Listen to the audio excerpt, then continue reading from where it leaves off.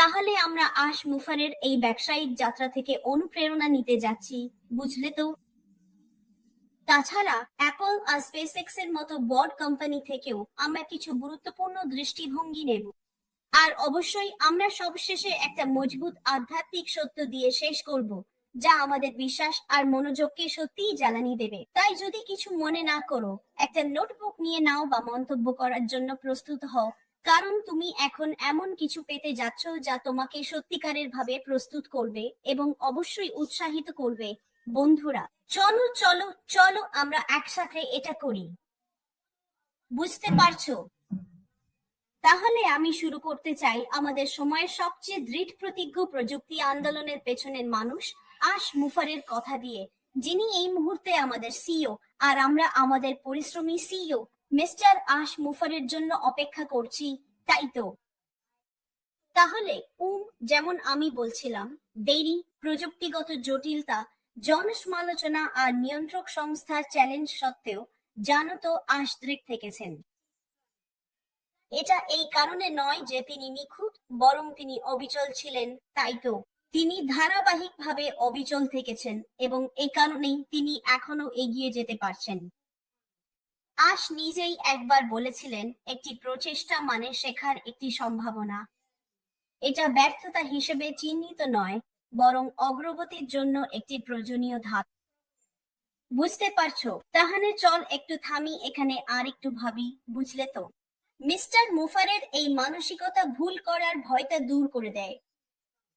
ভয়ের কথা জানো, গত কয়েক বছর ধরে আশ নেতাদের আর সাধারণ মানুষদের, সব ধরনের মানুষের, তোমাকেও আমাকেও, তুমি এই আন্দোলনে কখনই যোগ দাও না কেন, উৎসাহিত করে আসছেন চেষ্টা করতে, পরীক্ষা করতে আর সামনে এগিয়ে যেতে। তুমি যদি স্থির থাকো, তাহলে কোনো অগ্রগতি হয় না, কোনো গতি থাকে না।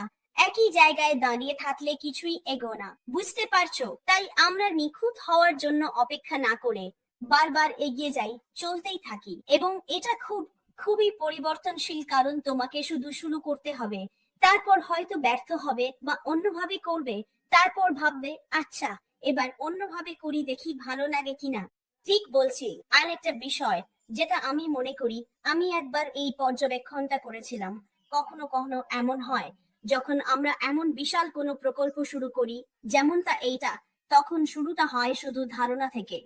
আমরা তখনও জানি না সামনে কি আছে, তাই আমরা আসলে কি করছি সেটাও জানি না। তাই আমরা কাজ করতে করতেই শিখি, করতে করতে শিখি, কাজের মধ্যেই শেখা হয়। এটাই আসলে কাজ করার সবচেয়ে ভালো উপায়। তাই যদি আমরা সেখানে দাঁড়িয়ে নিখুঁত হওয়ার জন্য অপেক্ষা করি, আমার মনে হয় সেটা শুধু কল্পনাতেই থেকে যাবে, কখনো বাস্তবে রূপ নেবে না। বুঝতেই পারছো? তাই আসো আবার বলেছিল, যখন তুমি কিছু শুরু করতে চাও, তখন এটা বলা উচিত যে সবকিছু ঠিকঠাকই হবে, এমন কোনো গ্যারান্টি নেই।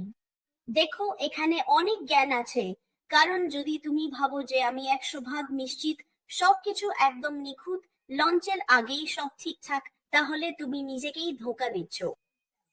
আর এই কারণেই অনেকে প্রথম চেষ্টাতেই, প্রথম বিপদ বা ব্যর্থতায় হাল ছেড়ে দেয়। চতুর্থত, তারা আর কখনো উঠে দাঁড়াতে চায় না, কারণ তারা নিখুঁত কিছু কল্পনা করেছিল যা আসার আগেই তারা দেখে ফেলেছিল, বুঝলে? অর্থাৎ আজ ঝুঁকি নিয়ে সৎ, তিনি অপূর্ণতাকে মেনে নেন এবং তবুও সাহসের সঙ্গে কাজ করতে পিছপা হন না। এই পুরো আন্দোলনের সৌন্দর্য এখানেই। মিস্টার মুফারের ব্যাপারে ভালো দিক হলো তিনি খুব সাহসী। তিনি এমন কিছু করার সাহস দেখান যা অন্যরা অসম্ভব বলে মনে করে, তাই তো? তার স্বচ্ছতা হাজার হাজার মানুষকে অনুপ্রাণিত করেছে ব্যক্তিগত ও ব্যবসায়িক লক্ষ্যে এগিয়ে যেতে, এমনকি পথটা খুব মসৃণ না হলেও। মিস্টার মুফারে আমাদের জন্য যা করছেন সেটি একটি সমগ্র, একটি হোলিস্টিক প্যাকেজ, কারণ এখানে অনেক কিছু শেখার সুযোগ রয়েছে আমাদের সবার জন্য। এখানে অনেক রূপান্তর হচ্ছে, মানসিকতার পরিবর্তন হচ্ছে সবার মধ্যে, ব্যবসার আগেই এতটা বিকাশ ঘটছে। আপনি জানেন, এটাই সৌন্দর্য, এটাই পার্থক্য, এবং আমরা দেখছি তিনি একা নন। তাহলে আশ মুফারের আরেকটি উক্তি, আমি খুশি যে এখানে সেখানে এই উক্তিগুলো খুঁজে পেয়েছি। ঠিক তো, তিনি বলেছিলেন পচা পিচের মতো পড়ে যেও না, আমের মতো সুন্দর থাকো। আর যদি আপনি সেখানে থাকতেন, যদি আপনি সবসময় আশকে অনুসরণ করেন, আমি জানি আপনি নিশ্চয়ই বসে দেখেছেন যেদিন তিনি এটা বলেছিলেন। আমি দুঃখিত, আমি কোনো অসম্মান করছি না। কখনো কখনো ওনাকে এমন মিষ্টি কথা বলতে শুনে আমার মজাই লাগে। পচা পিচের মতো পড়ে যেও না, আমের মতো সুন্দর থাকো, এটা বেশ মিষ্টি, তাই না? তাহলে এর মানে আমাদের জন্য, আপনার আমার জন্য কি? তাহলে যখন পরিস্থিতি কঠিন হয়ে যায়, পরিকল্পনা বিথলে যায় বা সন্দেহ ঢুকে পড়ে, তখন আপনি কি করবেন? আপনি আপনার দৃঢ়তা ধরে রাখবেন। আপনি জানেন, আপনার মূল্য ধরে রাখুন এবং আপনার মাধুর্য বজায় রাখুন। আমার মনে হয় মিস্টার মুফারে এটাই বলছেন, আর এটাই হলো মর্যাদার সাথে স্থায়িত্ব। আপনি জানেন, শুধুমাত্র অন্ধকার, সাময়িক অন্ধকার মুহূর্ত এসেছে বলে আমার লবণাক্ততা, মাধুর্য, সৌন্দর্য, উজ্জ্বলতা হারাতে হবে না। আপনি জানেন। তাহলে চলুন এবার আরো একটু দূর থেকে দেখি, বড় ছবিটা দেখি। অ্যাশি একমাত্র ব্যক্তি নন যিনি স্থায়িত্বের মাধ্যমে সফল হয়েছেন। ঠিক তো, আমরা এলন মাস্ক এবং স্পেসএক্স সম্পর্কে জানি। যদি আমি ঠিকভাবে বলতে পারি স্পেসএক্স আপনি জানেন, তাহলে এলন মাস্ক কি বলেন? তিনি বলছেন এখানে ব্যর্থতা একটি বিকল্প। আপনি জানেন, ব্যর্থতা একটি বিকল্প। যদি কিছু জিনিস ব্যর্থ না হয়, তাহলে আপনি যথেষ্ট উদ্ভাবন করছেন না, এবং অন্তত সবাইকে জানা উচিত এলন মাস্ককে তিনি কি করেছেন, তিনি এখনো কি করছেন। ঠিক তো, আর কি হয়? তিনি বলেননি যে তিনি ব্যর্থ হননি, তিনি বলেন এটা একটি বিকল্প, কারণ এটা ছাড়া আপনি শিখতে পারবেন না, কোনো উদ্ভাবনও হবে না। কারণ আপনি উদ্ভাবন করেন, নতুন, ভিন্ন, আরো সুন্দর কিছু তৈরি করেন যখন আপনি কোথাও ব্যর্থ হন। আপনি জানেন, তাহলে এটা নিয়ে ভাবুন। আপনি জানেন, একাধিক রকেট বিস্ফোরণ আর জনসমক্ষে ব্যর্থতা এলন মাস্ককে থামাতে পারেনি। তিনি বলেন আমি অপ্রতিরোধ্য, আমি এগিয়ে যাবি, বারবার যাব। আর আজকের দিনে স্পেসএক্স কি?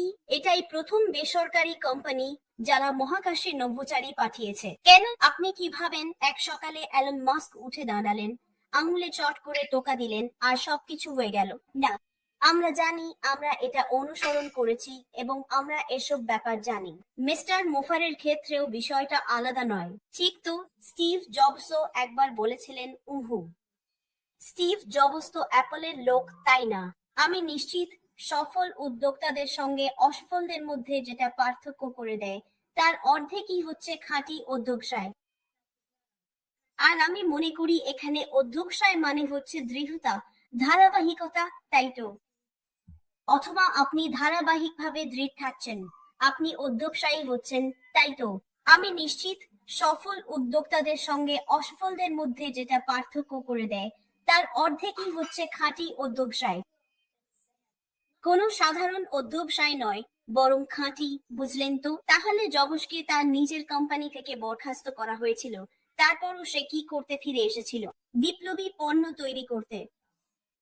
সে নিখুঁত ছিল না, কিন্তু সে ছিল অবিচল। তাই সে আজ যেখানে আছে সেখানে পৌঁছেছে। কে কখনো সেই নাম আর তার কৃতকর্ম ভুলতে পারবে, বলুন তো? তেমনি ওয়াল্ট ডিজনিও, তাকে বলা হয়েছিল তোমার কল্পনা শক্তির অভাব আছে। অথবা একবার ওয়াল্ট ডিজনিকে, মানে ওই যে ডিজনির মানুষটিকে বলা হয়েছিল, কেউ একবার তাকে বলেছিল তোমার কল্পনা শক্তির অভাব আছে। কিন্তু কি হয়েছিল? সে নিজের ওপর বিশ্বাস হারায়নি, কারণ কেউ তার সম্পর্কে কি ভাবে সেটাই তার পরিচয় নির্ধারণ করে দেয়নি। সে লেগেছিল, তাই তো? আর ব্যর্থতাকে রূপান্তর করেছিল এক জাদুকরী বৈশ্বিক সাম্রাজ্যে, তাই তো?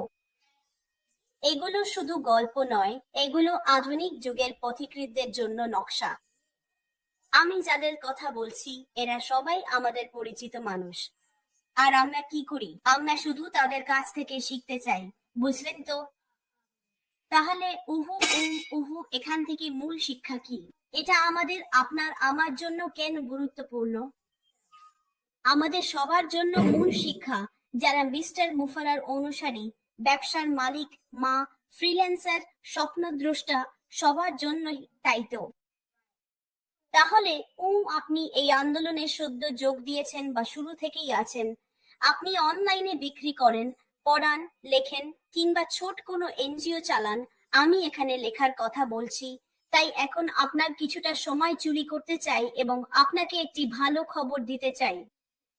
আমার বোন ফুনমি সদ্য দ্বিতীয় বই প্রকাশ করেছেন, যার নাম মাদার্স এন্টার্স। এটি এখন অ্যামাজনে রয়েছে, তাই আপনি চাইলে ফুনমি আপার খোঁজ নিতে পারেন, তাকে একটু ভালোবাসা দেখান। একটি কপি সংগ্রহ করুন। মাদার্স এন্টার্স এখন অ্যামাজনে পাওয়া যাচ্ছে।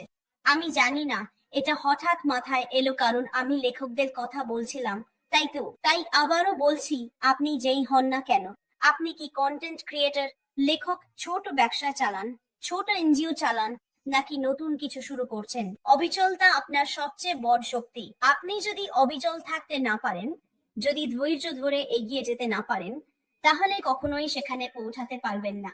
এই বড় বড় নামগুলোর কাছ থেকে আমি এতটাই শিখছি এবং আমি সৌভাগ্যবান যে এমন একজন শক্তিশালী মানুষের নেতৃত্বে গড়ে ওঠা আন্দোলনের সঙ্গে আমি যুক্ত থাকতে পেরেছি, যিনি পুরো বিশ্বে একেবারে আমূল পরিবর্তন আনতে চলেছেন।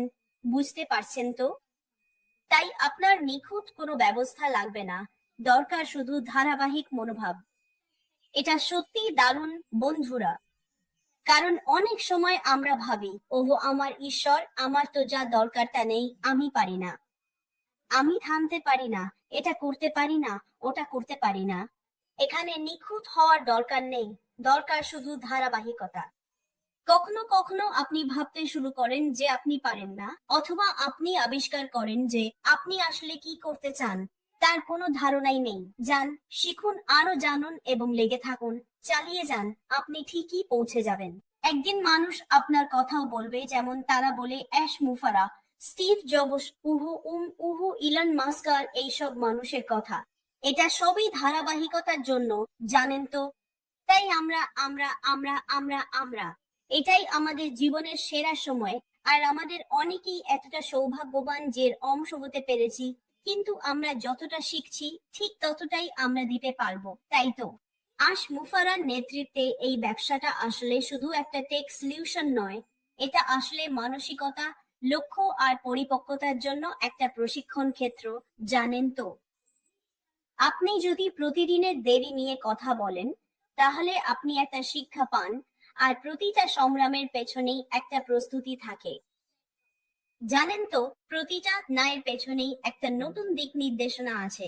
এটাই আমরা শিখছি এবং এটা আমাকে ব্যক্তিগতভাবেও অনেক সাহায্য করছে, কারণ আমি ধৈর্য ধরতে শিখেছি।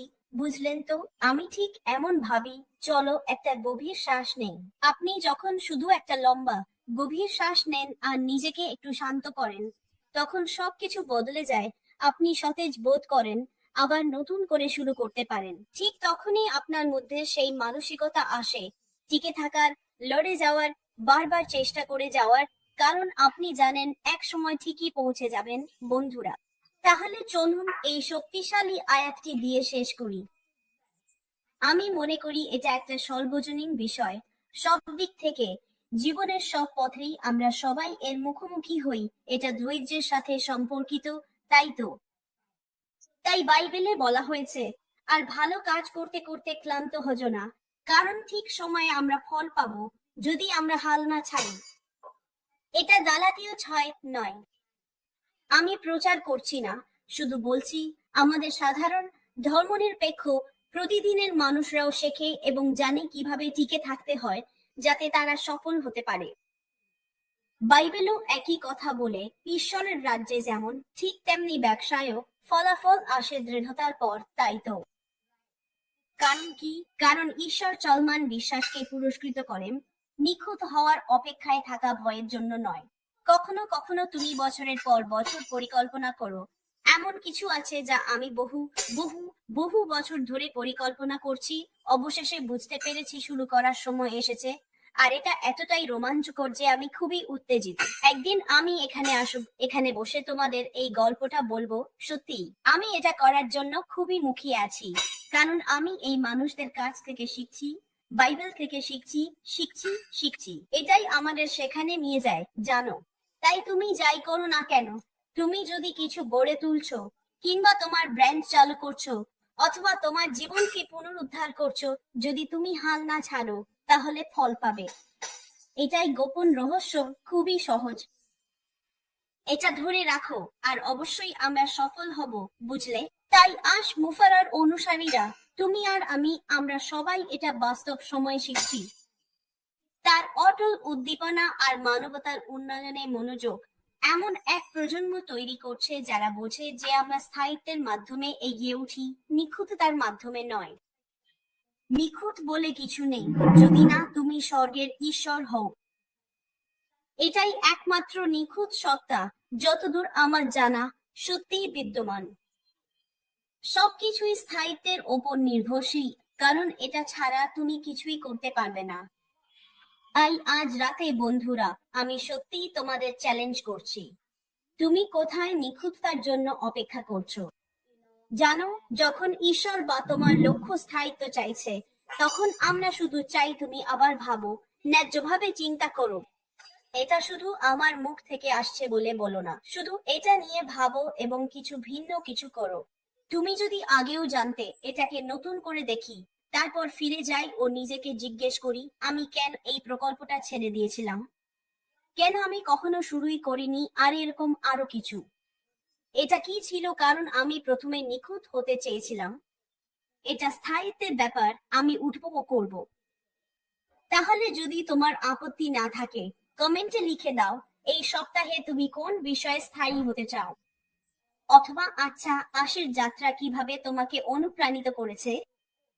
আমি এটা সত্যিই জানতে চাই। আমি অনেক কিছু বলতে পারি, আমি এত কিছু বলতে পারি।